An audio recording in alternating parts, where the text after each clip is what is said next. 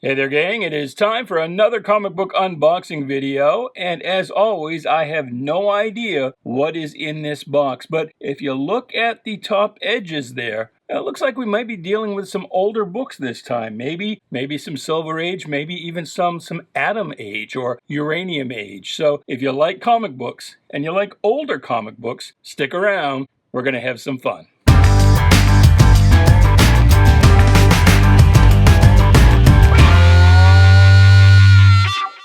Hey there, Bubby. Welcome to Shanghai. My name is Duke, and this is a comic book unboxing video. So, update on the foot, still broken. So, nothing new to report there, but I am in the office today, and so I thought I would knock out a quick video for you guys. I know I have been a little behind the eight ball in regards to videos lately, but I hope this box will make up for the delay. I think this is going to be a fun one. So please do like, share, subscribe, do all the groovy things, comment away. Keep in mind that if you do subscribe and comment, when I get to 500 subscribers, I will be drawing for 2 Bronze Age mystery boxes. You've got 2 chances to win. And so that'll be fun. That'll be 10 random Bronze Age books. You never know what you're going to get there. So let's not waste any time. Let's get right to it. Here is the first stack out of that box, and that does look like just about what we expected to find. So House of Secrets, some gorillas.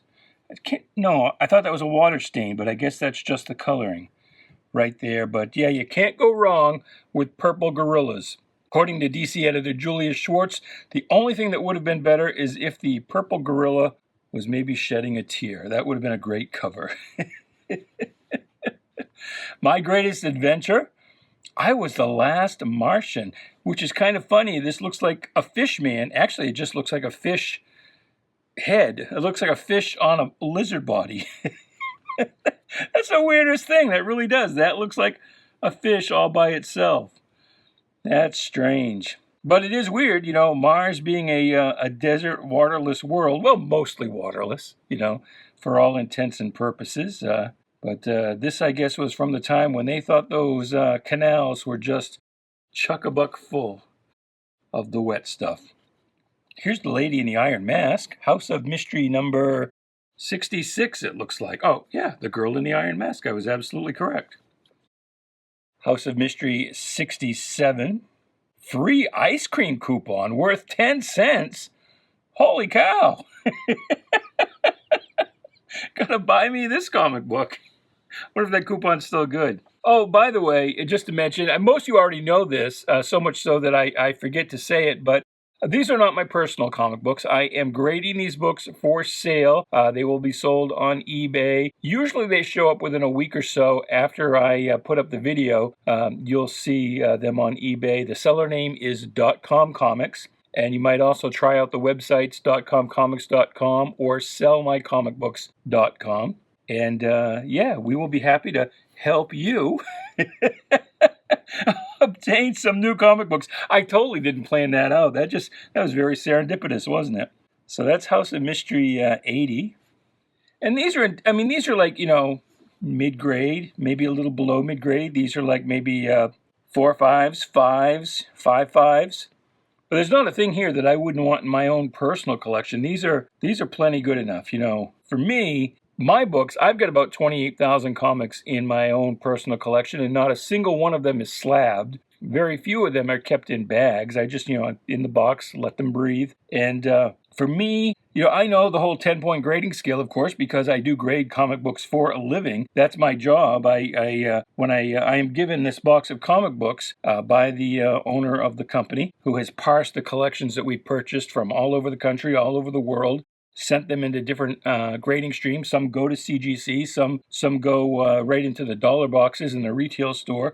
The ones that we're going to sell on eBay is what we call a raw single. Those end up here on my desk. And yeah, so I understand the 10-point scale, but for my personal collection, there's just basically 2 grades. Good enough for me or no thank you. And these are all good enough for me. So there's 76. And Tales of the Unexpected, the Giants from Outer Space. What number is that? I don't see it. Oh, it's hiding up here. Number Number 23, that's an early one. My Greatest Adventure number 12. And these early issues of My Greatest Adventure were all kind of in the first person. You know, I was lost in a mirage. I hunted big game in outer space. I found Davy Jones's locker. Superman's girlfriend Lois Lane, but that doesn't look like Superman.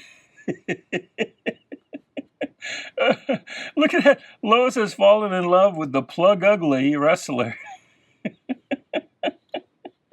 The ugly Superman. That's awesome. Here's an older Action Comics, number 195. Looks like Wayne Boring art, but Lois looks, not just because of the eye patch and the gun, but just the depiction looks a little off model almost. Here's a very classic Wayne Boring pose, even though that's not Superman, but he always had that one leg up, like they had just jumped. Of course, back here, Superman was flying already, but initially, as you know, he could only leap an eighth of a mile. That's number 209. Here's number 207. Bit of a spine roll on this.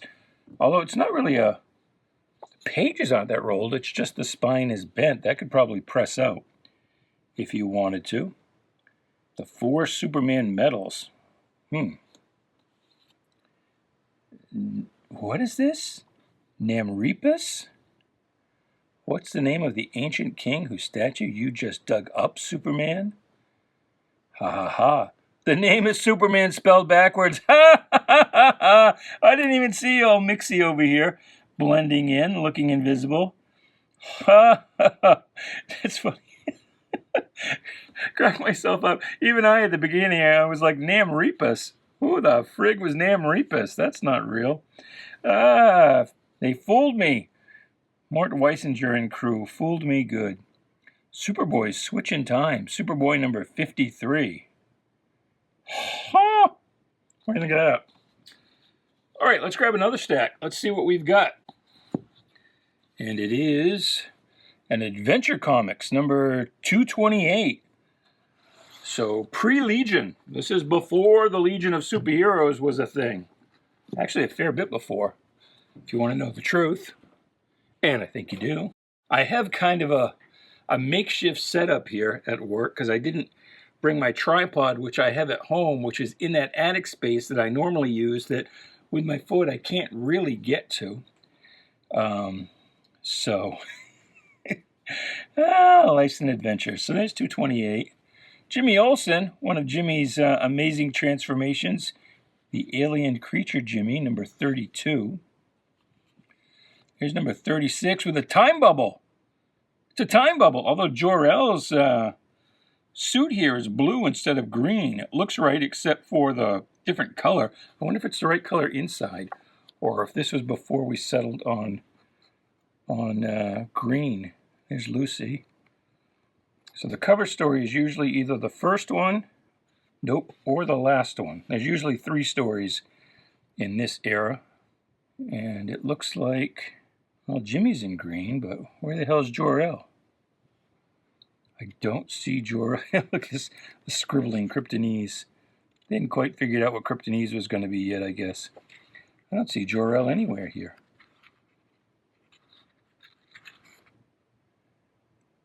Well, guess it's a moot point. But there is a time bubble.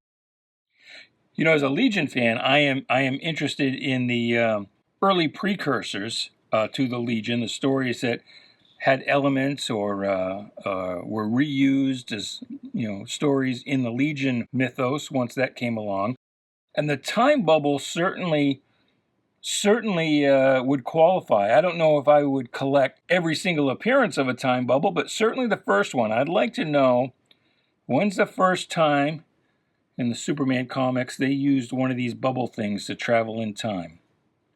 If you know, you let me know in the comments below. The man who destroyed Krypton, and he's got a big K in his chest. Well, that's kind of weird. Does that mean Superman destroyed Saturn? That's Superboy 67. Oh, we're back to the mystery stuff. The creatures from nowhere. Dun, dun, dun. number 70. Oh, Turok. What do you think of that? Turok, Son of Stone. What issue number is this? Number 5. Nice. This one's actually a 4-color, number 656.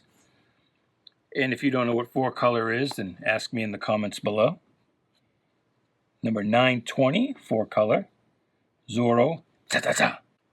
And this is, what is his name? He was the father on Lost in Space, right? Yellow Claw. Look at that, a Marvel Atlas book. Some good old-fashioned yellow menace. Woohoo! Spine's kind of beat up on this one. Actually, the cover looks like it might be almost completely detached, but that's kind of neat. A Charlton comic, Strange Suspense Stories, number 32, with some Ditko art. That's sweet.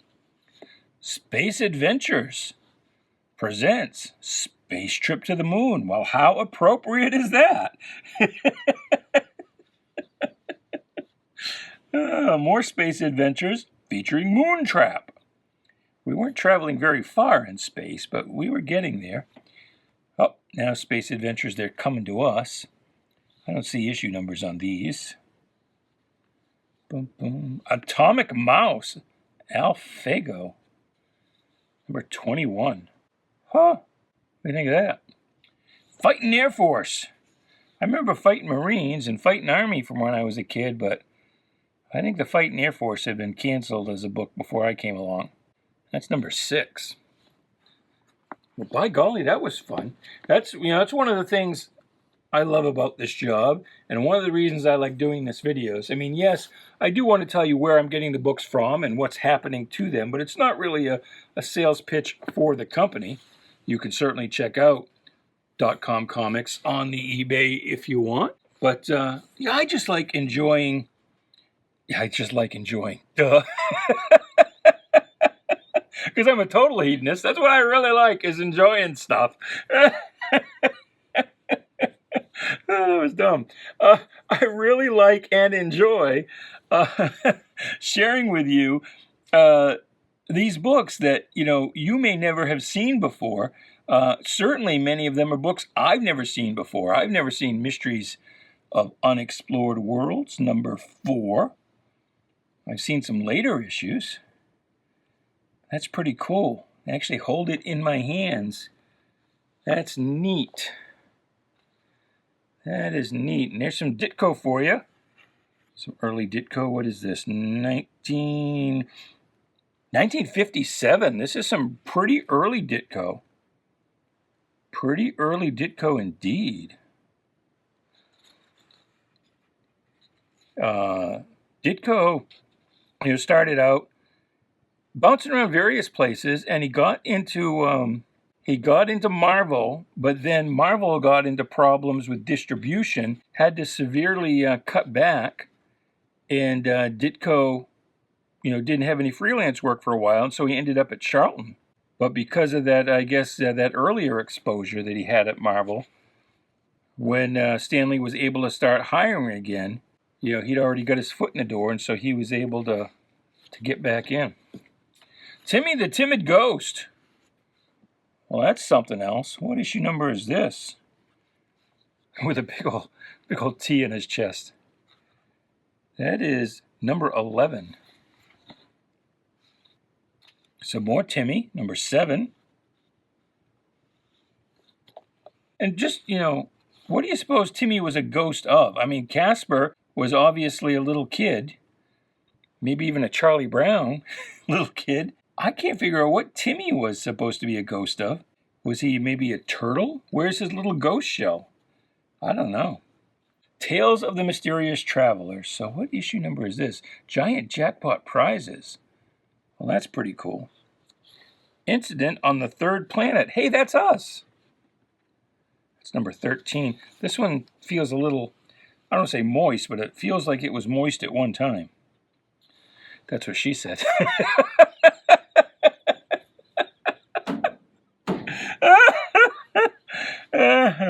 Here's the Tales of the Mysterious Traveler. And this, I think, you got the angel back here. 2 angels. Day of the Angels. Let's see if I'd read it before I was marveling over it. Rocky Mastriano, I think that was his name, Rocky. Sounds like a wrestler. Rocky, Mastro Serio. If I'm going to say it the way it's spelled. Ooh, Evil Puppet. Love Evil Puppets. But I think The Mysterious Traveler was, I think it was based on a radio show. And he's really just kind of the narrator. He doesn't really, that's Ditko as well. He doesn't really take part in the stories. And so the Phantom Stranger, who you may know, kind of started out very much in the vein of The Mysterious Traveler. Strange Suspense Stories number 30. Here's number, I don't know what number this one is. Doesn't say. Got to open it up. You want to look? Well, let's do it. Let's look. Number 39. Was that more Ditko? Maybe. Yep, that's Ditko-ish. Ditko-ish. Here's another Atlas book. And if you don't know, when we say Atlas, except for a brief period in 1975, what we really mean is Marvel. Atlas was Martin Goodman's distribution arm, but at this period there was no Marvel logo, and the company really didn't have a Marvel identity because Goodman, for tax purposes or for whatever reason, he used about 40, 50, 60 different shell companies. I mean, if we look in here at the indicia, this will say that, wow, this page is pretty rough, isn't it? Wow. I almost hate to open this book. But it says this was published by Olympia Publications Incorporated. The only unifying thing on the stands was the Atlas logo, which was the distributor. And then, it had been known as Timely / Marvel in the Golden Age. Here during the Atom Age, you just had Atlas. There's some more Yellow Menace for you. Somewhere the Sniper Waits. Boom, boom, Marines at War. Battle. Battle, battle. Battle, battle. Number 52. Those books are a little rough, but it's hard to find those books in really top-notch shape or even medium shape. So here's Patsy and Hetty. I think that's Hetty is how you say it.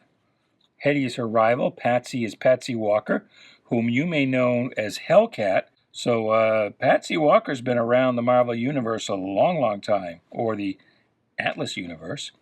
So there you go. Strange Journey. America's Best. What is that? What is America's Best? I think that's a, is that a Nedor book? Stenway Publications? I'll have to look that up, but this is number 1. Number 1, The Phantom Express. Another Marvel, Astonishing. What was behind the hidden veil? The Land Unknown. Well, this is a 4-color book, number 845. So this is probably, well, yes, right here, a Universal International picture photographed in CinemaScope. Why does the comic book care what the movie was photographed in? I really don't know. Indian Chief, featuring White Eagle. And that's, is that a 4-color? Nope, that's an actual issue of Indian Chief, I guess. Ringle Wrangle. I've heard of spurs that jingle jangle, but I don't know anything about Ringle Wrangle. A song broken by the sharp crack of gunfire. Copyright Walt Disney Pictures. So this is probably a Walt Disney movie or episode of The Wonderful World of Walt Disney. Number 821. That's part of the 4-color series. Another 4-color. Buck Jones. Walt Disney's Mickey Mouse. I can't really see the issue number here. It is 49. Mickey Mouse 49. There's Casper. We were talking about Casper earlier, and see, it's easy to tell that Casper's a ghost of a little boy. I still don't know what Timmy was. So there's 54. And this is still Casper the Friendly Ghost. And then at some point it changed to the Friendly Ghost Casper. And so some price guides will list those under different titles, and some will lump it all together. And then I think it went back to Casper the Friendly Ghost at some point. Paramount Pictures' famous star. Look at that. Easy not to paint yourself into a corner when you've got Casper powers. Oh, cool. Sorry, I got excited. Western Comics, number 64. This is a DC book starring Powwow Smith against a strongman. And it's a gray tone cover. You can see here that it's kind of I don't know if it's painted or colored in this kind of wash tone. And those are quite popular with collectors. Usually you see them on the war books, but there was a little while there they were on everything. Here's Prize Comics. Black Magic number... Don't know. Here's another Black Magic. This one has an issue number, 35. There's another Black Magic. Black Magic Magazine. They were trying to be all adult. Appeal to the older reader. No juvenile delinquents here, please. Although we are approved by the Comics Code Authority, so it is okay to let your juveniles read this book. Navy Combat number 15, The Sub-Stocks. Okay. World of Fantasy.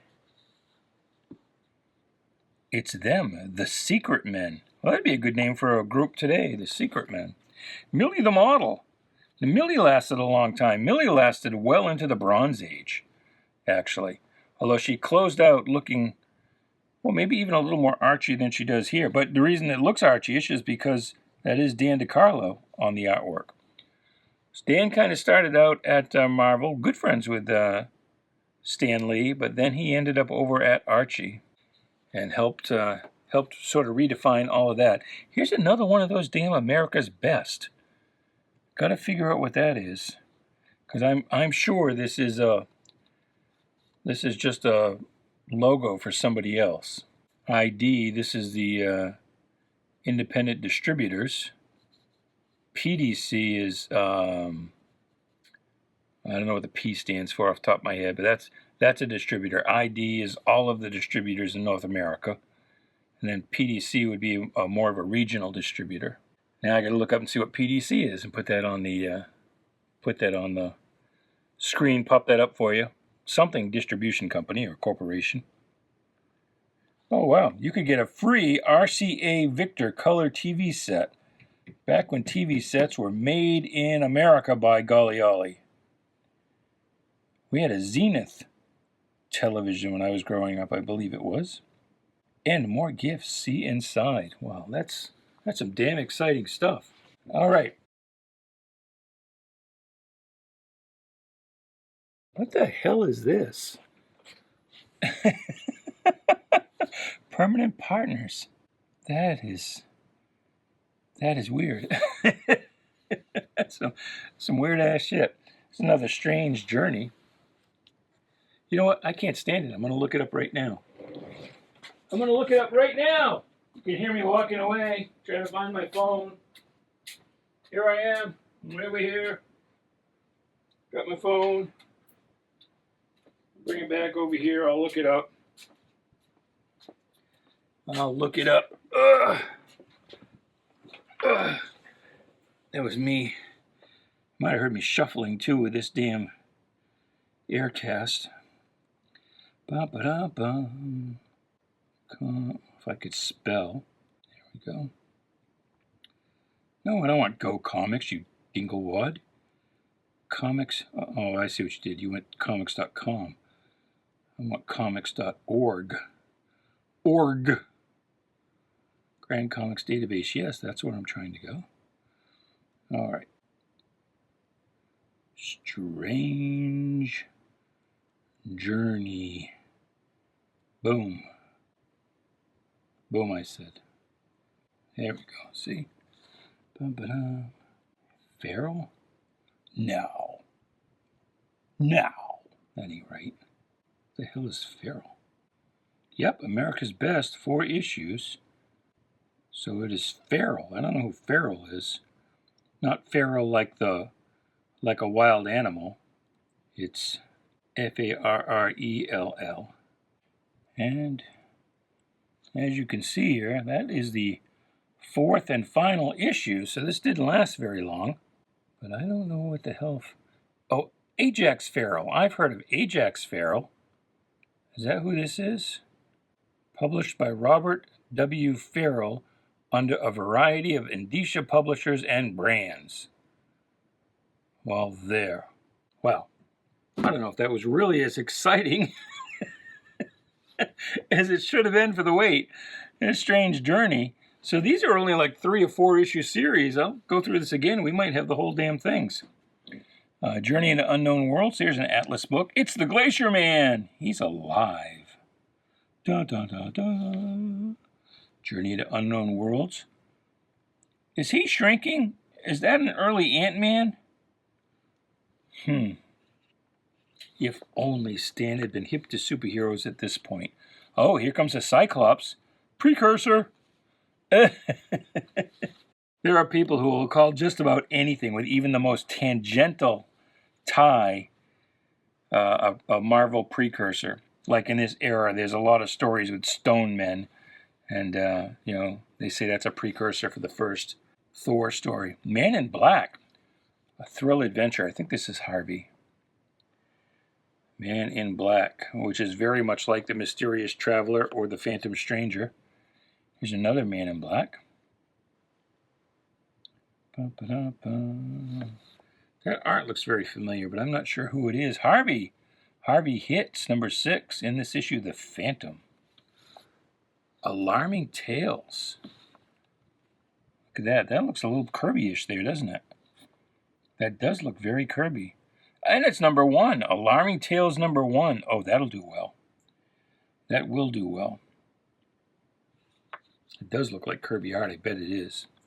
Adventures into the Unknown, number 110. Here's ACG, America's Comics Group. Kind of sort of a sister company to DC. Art by Ogden Whitney. Hot Stuff. Hot Stuff number 4. Wow. That's cool. I think so anyway. Hot Stuff number 5. Huh. And here's a cover by Ogden Whitney. That's number 92, Adventures into the Unknown. 95, more Ogden Whitney. Number 67, The Robot. Dun, dun, dun. The Polka Dot Man. No, what is this? The Repair Shop? Holy smoke. The Injured Man and Doll. Identical. Both lying there that way. Huh. What do you suppose that could portend? Ooh, here's a crystal ball cover. That's cool. Forbidden Worlds. Forbidden Worlds was a fun title. Number 56. And I think, were they doing it at this point? Let's take a look. Da-da-da. If I can get this open to the cover. Not yet. At one point, the ACG titles, and particularly Forbidden Worlds, right on the splash page, they would have little headshots of the creators, the writer and the penciler. Maybe we'll get one of those before we're done. But it's funny because some of them were just made up, because some of the, particularly with the writers, and sometimes with the artist as well. Kurt Schaffenberger did a lot of work for ACG and used pseudonyms to do it. So where the writer or the artist was just a pen name, they had to sort of make up the headshot. So that was kind of funny. That was funny. I laughed. Haha. Oh, look, mermen. Mermen attacking. Oh, no. How are you going to use that? Does that work? Can you use an acetylene torch underwater? I don't think you can you? Oh, maybe they're above water because the mermen... But he has bubbles coming from. But why do the mermen have helmets unless they're in the air? But if in the air, why does he have bubbles coming from his helmet and the torch is working? I don't know. You tell me. Can you use an acetylene torch underwater? Here's another doll thing. I guess that was a big trope for a while, huh? Huh? Love the expression on this alien. That's funny. Monkey head. Although the monkey head doesn't really look like it belongs in that body. I mean, yeah, it doesn't, but it also looks like it was just pasted on. Another merman. This looks like Schaffenberger. No, it's Ogden Whitney. Never mind.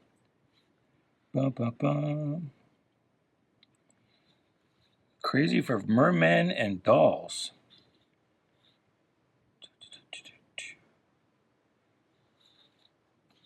Commander Battle and the Atomic Sub. This was a short series. It was only a couple of issues. Oh, no, this is 7. Never mind. Don't know what I'm talking about.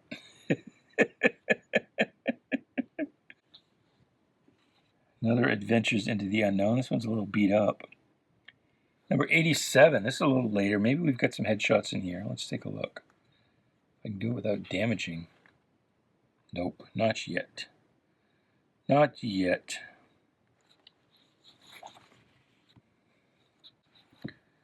Adventures into the Unknown. And this has some kind of schmeg here on the cover. I don't know what it is. Boy, these are actually, some of these ACG books are a little beat up. I don't mind saying. A bridegroom for Jenny. Huh. I'm going to take out that flying saucer with a cannon. Good luck. Fate rides the carousel. Okay. He actually signed his own name here. Kurt Schaffenberger. Interesting. Archie. Archie number 82. I think they meant this differently in this era. You may have hit the homer, but it's Archie who scores with Veronica. I think scoring with the girl was maybe different in that day. And you always do have to check these Archies for double entendres. That, there's the famous one about Archie saying that he had to beat off 3 guys to get a date with Betty.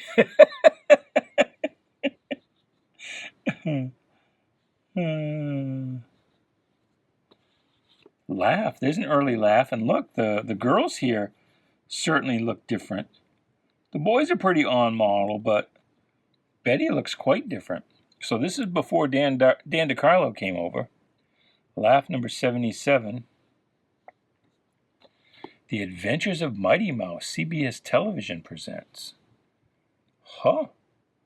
Pines, so Ned Pines. Terry, that's a big one. Look at that. I know, that's what she said, right? I've been watching too much of The Office. Zippy the Chimp. Huh. CBS Television. Was that a TV show? Who is Zippy the Chimp? I don't think I remember Zippy the Chimp. Number 50. I can't believe Zippy had 50 issues. This must have picked up the numbering from something else. I'll have to look that up. Here's Goofy. That's a 4-color, 627. That's one way to get the dirt off the rug. Zorro, another 4-color, 882. A nice photo cover. The Adventures of Tinkerbell. Wow. That's, what is that? It's a little off register, so it's hard to read. Must be 896. I can't believe it's 296. Jiminy Cricket. Here's 4-color number 795. That's cool. Now we're really going to switch gears. I can see the next book here at the top of this stack. So we're going from funny animals to not so funny mystery and suspense. Poor guy. Looks like this pet store is completely watertight. So that's an Atlas book. A pre-Marvel Marvel. Wyatt Earp by Joe Manley, who unfortunately got hit by a train and died young. Otherwise, he might have been part of the Marvel universe. Well, not the universe, but had a hand in creating it. Uncanny Tales, number 54. Before we were flooded, now the walls are moving. Marines in Action. And that was the thing about Atlas, boy. Martin Goodman tried absolutely any genre. Anything they thought would sell. Adventure into Mystery, number 6. What is that? The Waxman? Dick Tracy is a Harvey book for you. Number 124. We had a Dick Tracy Comics Monthly number 1 not that long ago, and as I recall, it didn't go for that much. This one's got some water damage to it. That's Spooky number 21. Some Turok, but this is a 4-color book, 656. Alone he faced a mystery from the sky. Not a mystery, it's a friggin' bird. When Knighthood was in flower. That's based on a Disney movie, 682. Bugs Bunny's Vacation Funnies. Bugs looks kind of drunk. You're getting a little high off those paint fumes. Oh my God, that's funny. He really does. And Sylvester too is all kind of bug-eyed. They're all getting high off the paint fumes here. That's crazy. Look at Bugs. It's so funny.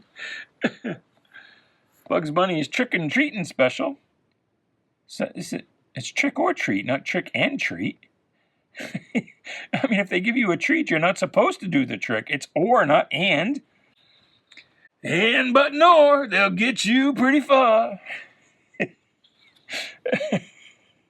Forbidden World 66. I still want one with the headshots. I don't think we're going to get it. Wow. Outer Space, the strangest satellite story you've ever read. Wow. I Love Lucy Comics. And that is not a 4-color. That's her own title.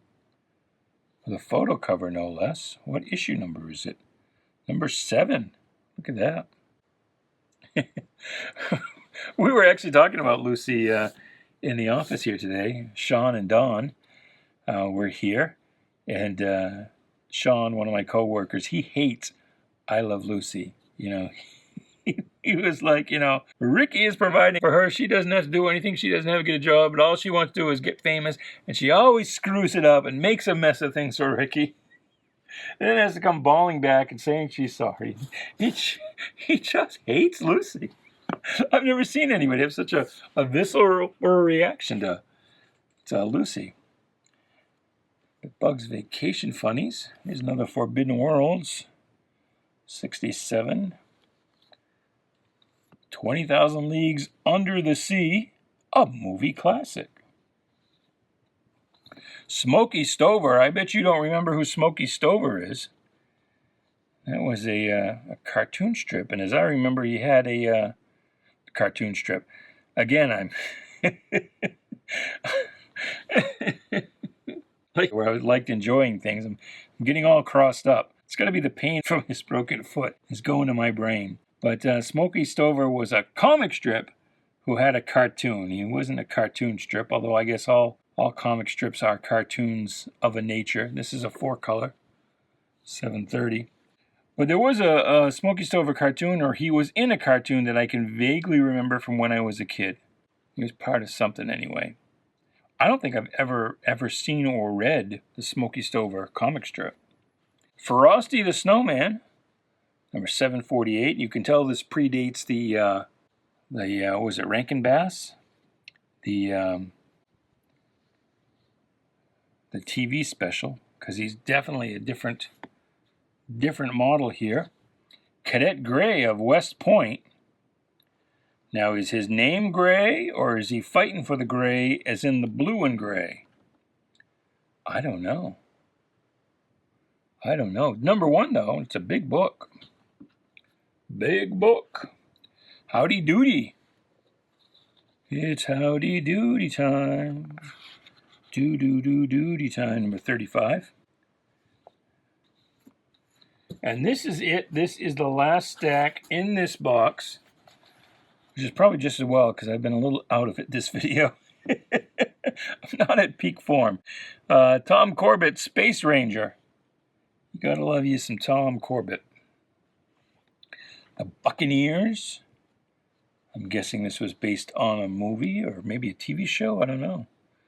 4-color 800. The Shark Fighters. Huh. It's a Shark Week book right there. 762. Spike and Tyke. MGM Spike and Tyke, but they're looking very Looney Tunes in design. And here it is, the last book in this box. 4-color number 629, Walt Disney's Lady and the Tramp with Jock. Now, I know Scamp was their son. Who was Jock? Oh, that's Jock. Jock was sort of the Uncle Fester of the dog world, I guess. Anyway, hey, that's it. That's everything we had in this box. So until next time, goodbye, good luck, and please be good to each other.